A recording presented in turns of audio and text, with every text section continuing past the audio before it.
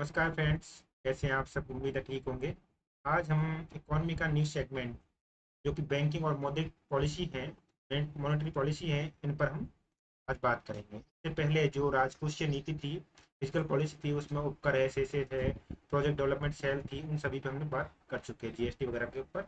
आज हमारा new current affair segment होगा बैंकिंग और मौद्रिक नीति। इस जो सेगमेंट है इसमें हम आज बैंकिंग और मौद्रिक नीति की जो विनिमय संशोधन वगैरह हुए हैं, कैसी कैसी पॉलिसियाँ रही हैं, उन सभी पर हम आज बात करेंगे। पहला क्या है कि अभी हाल ही में यानी कि 2018-19 से चल रहा है कि आरबीआई ने बैंकिंग में प्रवृत्ति और प्रगति रिपोर्ट नामक एक रिपोर्ट निकालता है इस शीर्षक से। तो इस यह जो रिपोर्ट है एक सांविधिक प्रकाशन है जो आरबीआई की बैंकिंग अधिनियम 1939 की धारा के तहत ये प्रकाशित की जाती है। इसमें वो क्या करता है कि इस रिपोर्ट के निष्कर्ष क्या निकाले थे कि कोविड 19 के प्रभाव को कम करने के लिए विभिन्न नीतिगत उपाय, जैसे कि आपको पता होगा कि आरबीआई ने कोविड 19 के प्रभाव को दूर करने के लिए टीएलटीआरओ और जैसे कि ऑपरेशन ट्विस्ट जैसे प्रमुख प्रोजेक्ट चलाए थे, जिससे कि मौद्रिक पॉलिसी है या फिर कहीं ना कहीं जो मार्केट में तरलता है, लिक्विडिटी है, उसको बढ़ाना, वो सभी कार्य किए गए थे। इसमें यानी प्रेक्षकों को मजबूती और ढांचा कैसे थे, ऐसे काफी स्तंभ लेके आए थे, तो उन सभी की बात की थी। तो आपको इतना ही याद करना है कि आ जाए आपके कभी भी भारत में बैंकिंग की प्रगति और प्रगति रिपोर्ट इनमें से किसके द्वारा जारी की जाती है, तो वो हमारे आरबीआई के द्वारा है। ये आपको इंपॉर्टेंट लाइन है जो याद करनी है। वहीं बैंकिंग लाइसेंस देने की रूपरेखा में परिवर्तन कर दिया है हाल ही में। तो बैंकिंग लाइसेंस देने की रूपरेखा, जैसे कि आपको पता है, यूनिवर्सल अगर एक बैंक बनाई जाएगी तो उसके लिए आरबीआई ने ऑन टेप लाइसेंस के लिए रणनीतिबद्ध तरीके से कुछ शर्तें निर्धारित की गई है। वो शर्तों को जैसे कि 500 करोड़ रुपए से ऊपर कैपिटल होना चाहिए, भारतीय नागरिक होना चाहिए, और वहीं वह बैंकिंग अनुभव इन 10 सालों से उसका बैंकिंग अनुभव होना बहुत जरूरी है, और 100% उसकी शेयरिंग होनी चाहिए स्वयं की। वहीं हाल ही में जो आरबीआई है उसके आंतरिक कार्य समूह IWG, इंटरनल वर्किंग ग्रुप्स ने बैंकिंग उद्योग के लिए लाइसेंस देने के लिए नियमों में कुछ संशोधन किए। वो संशोधन जैसे कि अभी आपसे बात की थी, वो संशोधन और क्या है कि बैंकिंग लाइसेंस क्या है। बैंकिंग विनिमय अधिनियम प्रणाली 1949 के अनुसार क्या है, जिस अभी मैंने आपसे बात की कि लाइसेंस के लिए भारतीय रिजर्व बैंक कुछ शर्तें हैं, तो शर्तें थोड़ी पहले मैंने आपसे बात की, वो शर्तों को निर्धारित किया गया है। उसके बाद क्या है कि IWG बैंकिंग जो इंटरनल वर्किंग ग्रुप है उसके द्वारा क्या क्या अनुशंसा दी गई, क्या क्या परिवर्तन किए गए, वो आपको देखोगे। बड़े कारपोरेट घराने हैं और घराने हैं उनके ऊपर बात की कि भाई एक होलसेल कारपोरेट घराने वाली एक बैंक बनाई जाए, जिससे क्या है कि वो 10 करोड़ से या फिर करोड़ों से ऊपर का लोन दे पाए, जिसमें आप यहाँ तक 1000 करोड़ से अधिक के लोन ले सकते हो, जिससे कि बड़े कारपोरेट घरानों के लिए ही वो लोन दे। और ऐसी बैंक की व्यवस्था की जाए। अच्छी तरह से चल रही बैंकिंग वित्तीय कंपनियां NBFC है, उनकी प्रसिद्धियों का आकार 50,000 करोड़ रुपए से अधिक हो, ऐसे जिनमें कारपोरेट घरानों के स्वामित्व वाले कारोबारी सम्मिलित हो, इस तरह की बैंकों को शामिल करने की बात की है। वहीं इंटरनल वर्किंग ग्रुप है, उसमें लघु वित्त बैंक है, जैसे भुगतान बैंक है, तो उन सभी को भी शामिल करने की बात की। इसमें पेटीएम है, जियो है, एयरटेल है, ऐसे जिनकी एक लिमिट होती है 500 करोड़ रुपए से अगर ऊपर चली जाती है, और भारतीय नागरिक है और भारतीय शेयर है और ऑन टेप लाइसेंस उन सभी को मिल जाएगा। 10 साल का उनका अनुभव है, जैसे कि पेटीएम है या फिर जियो एयरटेल वगैरह है, ये अगर 10 साल तक कार्य करती है तो संभवतः इन्हें भी ऑन टेप लाइसेंस मिल जाएगा। पर क्या है कि ऑन टेप लाइसेंस में कुछ लाइसेंस की डेडलाइन दी हुई होती है, और डेडलाइन क्या होती है कि किसी भी लाइसेंस के लिए सबसे पहले हमें स्टॉक सिस्टम कार्य करना पड़ता है, जिसके तहत जैसे कि बंधन बैंक बनी थी, वो बंधन बैंक इसी का उदाहरण द्वारा दे रहे कि बंधन बैंक थी वो। पर क्या है कि बट अब क्या कर दिया है कि डेडलाइन हटा दी गई है, कुछ संशोधन किए गए हैं। जैसे कि अभी थोड़ी देर पहले मैं आपसे बात कर रहा था, ये नया टॉपिक है, इसमें बड़े कारोबारी घरानों को बैंकिंग लाइसेंस। अब जैसे कि बड़े कारोबारी घराने हैं, तो जैसे रतन टाटा वगैरह है, तो उनके लिए लोन भी कहीं ना कहीं बड़ी संपत्ति ही लोन के रूप में दी जाएगी, तो पूंजीकरण में सहायता। अब बड़े कारोबारी कारोबारी घराने हैं, उनको बैंकिंग लाइसेंस देना, उनके लिए एक होलसेल बैंक चाहिए जो कम से कम आपको 10,000 करोड़ के समथिंग लोन दे सके, हजारों करोड़ के समथिंग यानी 1000 करोड़ लोन दे सके। ऐसी पूंजीकरण में सहायता देने वाली बैंक बनाई जाए, और वो कारपोरेट घराने खुद, उनको भी कारपोरेट घरानों की जिनके पास ऐसी संपत्ति है, भारतीय नागरिक है, उन टाइप लाइसेंस उनको दे दिया जाए, जिससे कि वो स्वयं की और अन्य कारपोरेट घरानों की हेल्प कर सके, बड़े कारोबारियों की हेल्प कर सके। तो बैंकिंग क्षेत्र में भारतीय उद्योग को पुनर्प्रवेश करने के लिए ये भी लाभ हो सकता है। अधिक प्रतिस्पर्धा को कम करना और प्रतिस्पर्धा बनाना बैंकिंग लाइसेंस पद्धति को और बैंकिंग प्रणाली को, तो ये भी कहीं ना कहीं कार्य करेगा। जमाकर्ताओं के लिए बैंकिंग एक विकल्प के रूप में विविधीकरण देना, ये भी कहीं ना कहीं इंपॉर्टेंट लाइन करती है। और संभावित चुनौतियां भी होंगी कहीं ना कहीं, बड़ी कारपोरेट घराना खोलोगे तो उसमें कनेक्टेड लैंडिंग और सर्कुलेशन बैंकिंग सुविधाएं, जिसमें एक सर्कुलेशन चलाना उसको बहुत जरूरी है, वित्तीय स्थिरता लानी बहुत जरूरी है, तो एक अभिशासन बनाना बहुत जरूरी है, अनुशासन बनाना बहुत जरूरी है, तो वो सभी बातें होंगी। अब क्या है, गैर बैंकिंग वित्तीय कंपनी है एनबीएफसी, ये है, उसके लिए बैंकिंग लाइसेंस की बात की गई है। अगर एनबीएफसी को अगर बैंक का अगर ऑन टेप लाइसेंस दिया जाए तो उसके लिए कौन कौन सी शर्तें निर्धारित की गई है, जैसे अभी कुछ टाइम पहले बात की। पर कोई भी आईएलएफएस है, infrastructure leasing and financial services, अगर मान लो कोई संकट में है तो उनके लिए परिसंपत्ति देयताएं बेमेल संबंधित समस्याओं निपटने के लिए अभी प्रेजेंट में क्या कर रहे हैं कि एनबीएफसी को बैंकिंग लाइसेंस दें, जो 500 करोड़ से अधिक संपत्ति रखती हो, जिन्होंने जमा तक पहुंच हो सके, बेहतर निरीक्षण कर सके, बेहतर अवसर दे सके, और जो संभावित चुनौतियां हैं यानी एक बैंक बनाने में संबंधित लागतें लगती हैं या फिर जो शर्तें हैं उनको पूरी कर सके, एनबीएफसी की अनिच्छा की संभावना हो तो वो संभावनाओं को व अनिच्छाओं को भी खत्म करे, और निम्न स्तरीय प्रदर्शन की जगह वो अच्छा प्रदर्शन करे, तो उनको एक बैंकिंग लाइसेंस दिया जाए। इन सभी मुद्दों पर बात की है, तो वही है कि कैसे एलोकेट किया जाए बैंक को, उन्हीं पर बात की है। अब डोर स्टेप बैंकिंग सुविधा क्या है, जैसे कि डोर स्टेप बैंकिंग सुविधा है जिसमें ईज करना यानी कि बहुत सरल बनाना, यानी कि आपके घर तक बैंक की सुविधा देना, तो डोर स्टेप बैंक है। अब इसमें क्या कर रहे हैं कि इसके अंदर आपको कुछ सुविधाएं होती हैं, इसके तहत ease X and access service excellence या संबंधित पहुंच तक सेवाएं उत्कृष्टता, यानी एक भाग द्वारा बैंक की सेवाओं को ग्राहकों तक उनके घर तक पहुंच करना, चाहे वो मोबाइल ऐप हो, चाहे वो पोर्टल हो, तो किसी भी माध्यम से हो सकता है, कॉल सेंटर के माध्यम से, ऐसे कहीं भी हो सकता है। इन्हें ईज करना किस क्षेत्र में, सार्वजनिक क्षेत्र में बैंकों को सरल बनाना, ठीक है, यानी कि संवर्धित पहुंच सेवा उत्कृष्ट कराना। अब 6 थीम्स बनाइए ईज इंडेक्स के लिए, क्रेडिट ऑफ टैक्स हो, रिस्पॉन्सिव बैंक हो, कस्टमर रिस्पॉन्स दे, पीएसबी पब्लिक सेक्टर बैंक है जैसी बैंकों के मित्र वगैरह, ऐसे कुछ विशेषताएं हो, इन हो, आगे बढ़ावा हो उनका, तो वो सभी कुछ है, आप देख सकते हो।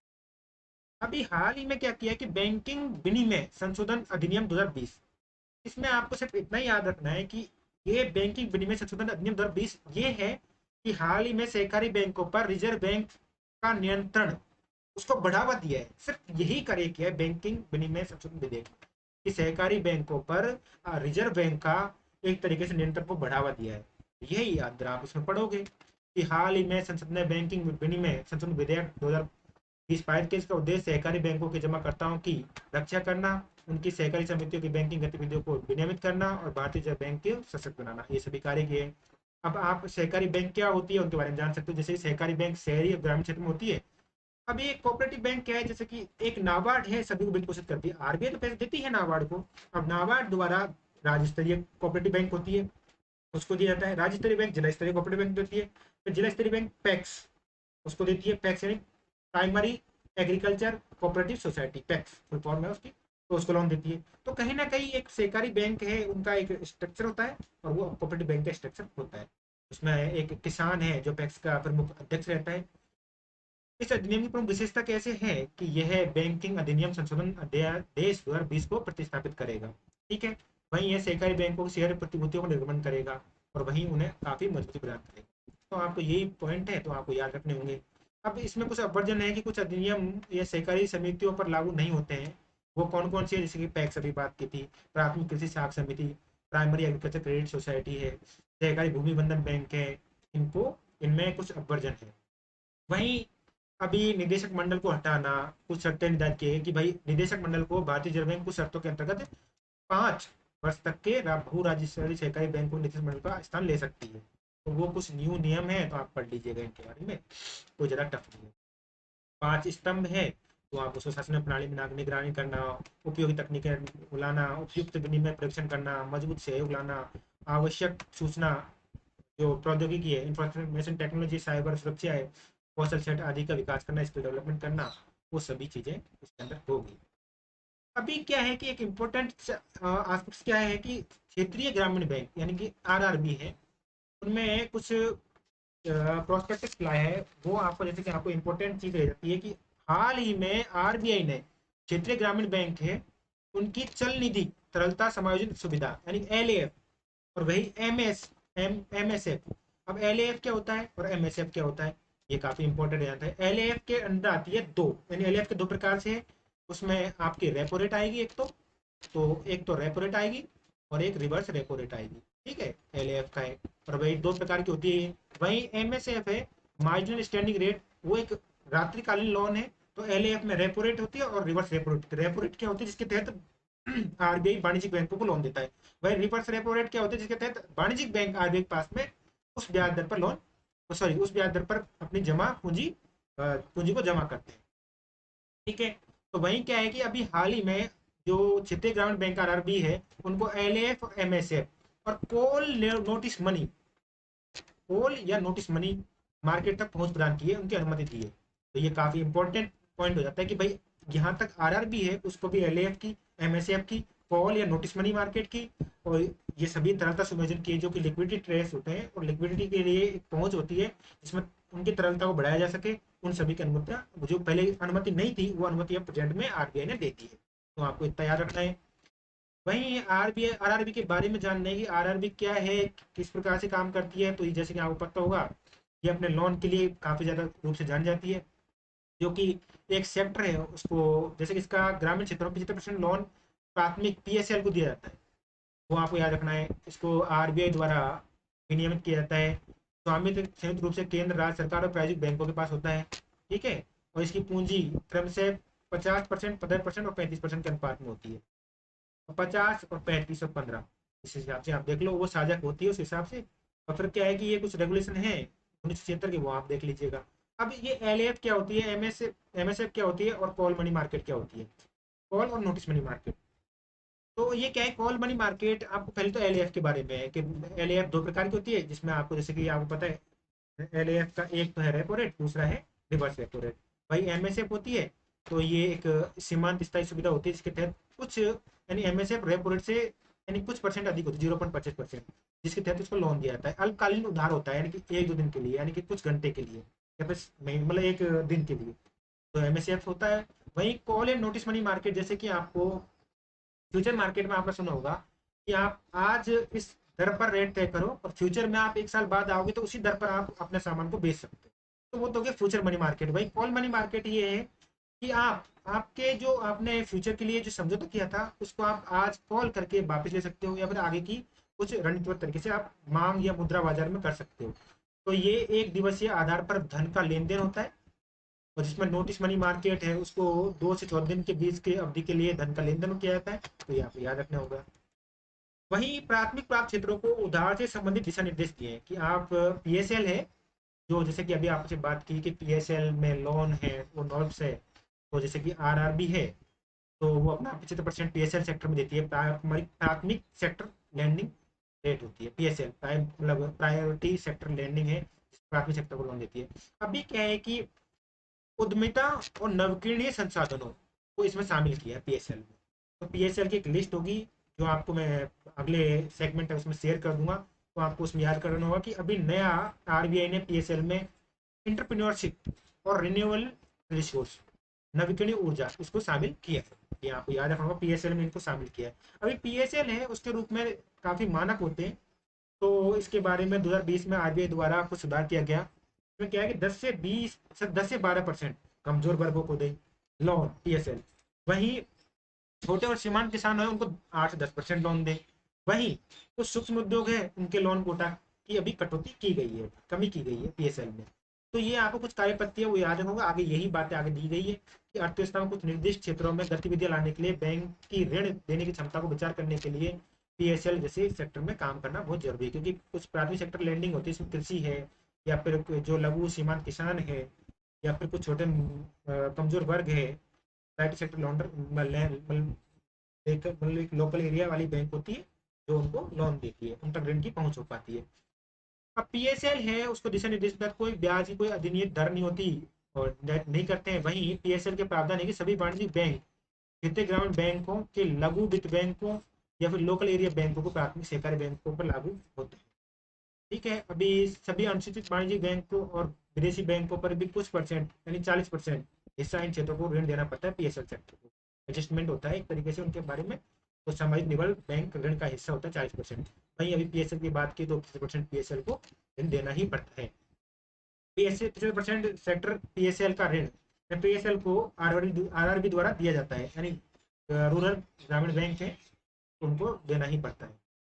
ठीक है, वहीं इसकी निगरानी के लिए कुछ लक्ष्य रखे गए हैं, तो वो आप देख लीजिएगा, कोई इम्पोर्टेंट है नहीं। तो पीएसएल जुड़ी नई श्रेणी है, स्टार्टअप से 50 करोड़ तक का लोन दे सकती है, ग्रिड से जुड़े हुए बायोगैस कंप्रेस है उनके बारे में बात की है। लघु वित्त बैंक है, जैसे कि स्मॉल फाइनेंशियल बैंक है, तो अभी अपना प्रारंभिक सार्वजनिक प्रस्ताव दिया है, जारी किया है लघु वित्त बैंक ने। तो उसके ऊपर बात हुई है कि फाइनेंशियल जो कि स्मॉल फाइनेंशियल बैंक है उनकी सूचीकरण करना, उनको 3 वर्षों के भीतर स्टॉक मार्केट में सूचीबद्ध करना। अब क्या है कि जो जैसे कि आपको ये पता होगा कि भुगतान बैंक पेमेंट बैंक होता है, एक लघु वित्त बैंक होता है, ये दो तरह की बैंक होती है। आप इसका प्रवर्तन कौन करता है, इसका प्रवर्तन कौन करता है, तो वो आपको जानना बहुत जरूरी है।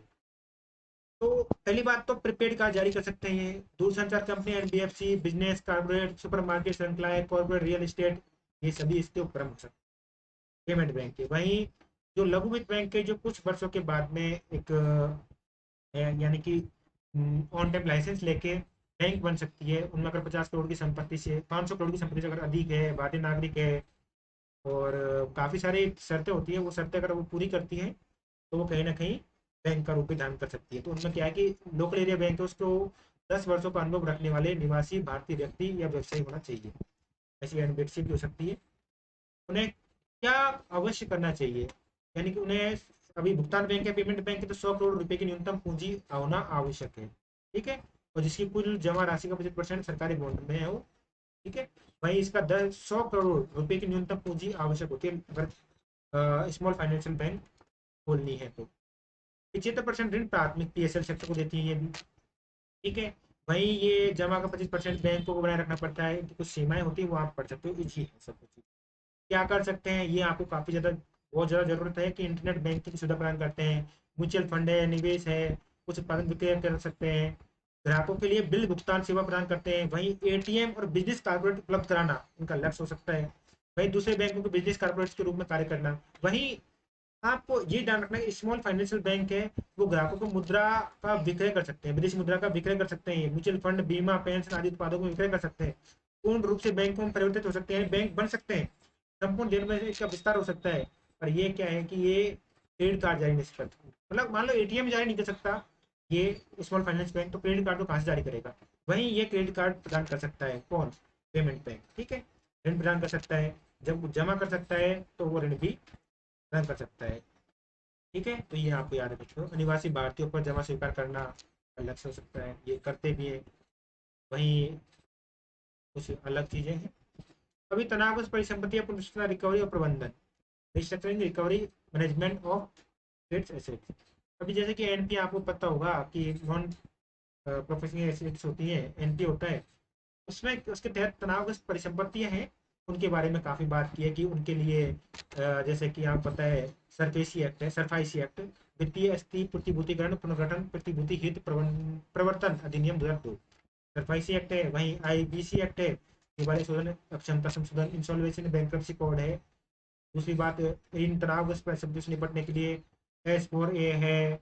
वहीं परिसंपत्ति पुनर्निर्माण कंपनियां हैं। वहीं बेड बैंक की बात की गई है। ARC है, जो बेड बैंक वह बैंक है जो बैंक है उनको सुपुर्द कर देती है कि आप इस लोन को कैसे भी निकालिए। तो बेड बैंक अपने स्तर पर उस लोन से किसी भी कारपोरेट घराना है या फिर कोई भी व्यक्ति है उससे लेन देन का काम करते हैं कि कैसे उसे लेना है, उस बैंक के कार्य नियोजन होते हैं। तो कोविड-19 में है तो कैसे इन पूंजियों को गठन किया गया, उनसे कैसे निपटा गया, वो आगे नेक्स्ट क्लास हम नेक्स्ट में करेंगे, सेगमेंट्स में करेंगे।